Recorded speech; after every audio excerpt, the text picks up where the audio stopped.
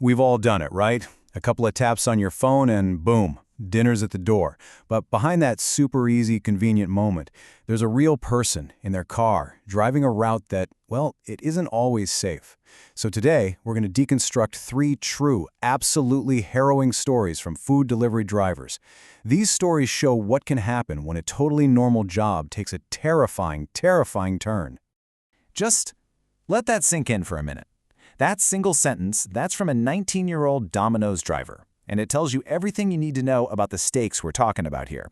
This isn't just about a stolen pizza or, getting a bad tip. No, this is about life and death, hidden right there in the shadows of what we think is just an ordinary delivery. Okay, so let's get into it. Part 1. Behind the everyday delivery, when the routine turns sinister.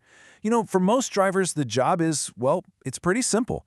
One driver put it perfectly. He said it's mostly just dealing with drunk college kids, sketchy apartment complexes, people answering the door in their underwear. It's a job that just kind of fades into the background of our lives, right? And yeah, for millions of people, it is just a job. Delivering pizzas, some Chinese food, whatever. The huge majority of those deliveries, totally uneventful. But that's exactly what makes the exceptions so chilling. The drivers in these stories we're about to dive into, they thought they were on just another run. They had absolutely no idea they were driving straight into a trap.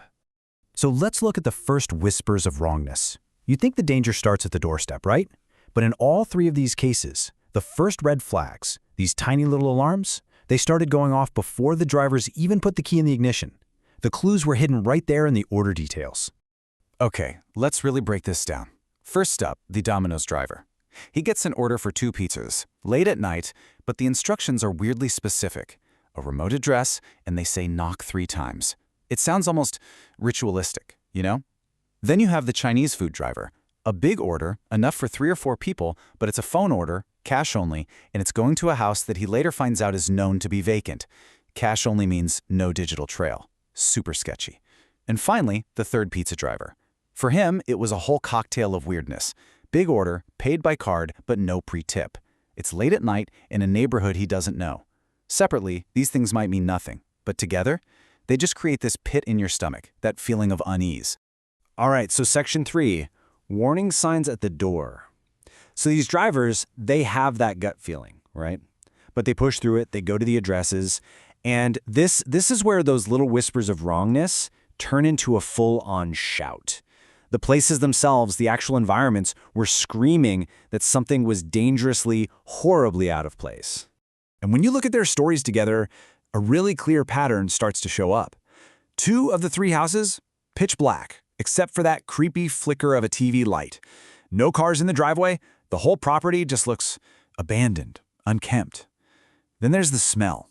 One driver remembers the smell of wet wood and rot, another stale smoke. And then you get the human traps. A weak, pained voice trying to lure you inside, asking for help. Or, in one of the most chilling details, a totally motionless figure just sitting in the shadows, not moving, just watching. Every single one of these details just stacks on top of the last, building this insane level of dread. And this brings us to the moment of danger, the climax. This is when all those gut feelings, all those creepy environmental clues, it all comes together. It crystallizes into a clear, undeniable threat. The mask is off, and the real plan, it's finally revealed. So for our first driver, it's the reflection in the camera. The customer asks him to take a picture, to prove he got the food. So he pulls out his phone, but it happens to be in selfie mode. And right there, reflected on his own screen, he sees a second guy standing behind him raising a baseball bat, mid-swing. A simple mistake, a technical glitch, literally saved his life. He dropped to the ground, and the bat just smashed into the doorframe exactly where his head was a second before. For the second driver, it was the footsteps in the dark.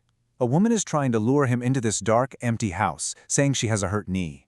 His instincts are screaming, so he says he'll just leave the food by the door. And that's when he hears it. It's not the slow, pained shuffle of an injured person, no. It's the sound of heavy, fast footsteps running from the back of the house, coming right for him. It was the sound of someone who was completely done waiting. And the third driver, the threat was just there. The door opens, and he said his brain didn't even really register the guy's face at first. His eyes just locked onto what was in his right hand, a gun, just hanging there, loosely, at his side. The driver said it was like he was holding a TV remote. It was that casual. And in that single moment, he said everything just slowed way down. And this quote from one of the drivers just nails it. That wasn't desperation, that was a plan.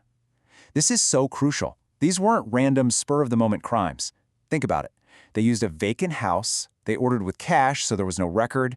In one case, the person had actually screenshotted the driver's face from the company website to use for intimidation. These were calculated, premeditated ambushes, and they all relied on one thing: the driver just trying to do their job. Now, thankfully, all 3 of these drivers managed to escape. But that brings us to our last part, the escape and the echo. Because the story doesn't end when they peel out of the driveway. The fear, the adrenaline, the sheer shock of it all, it leaves a scar. And that scar changes absolutely everything.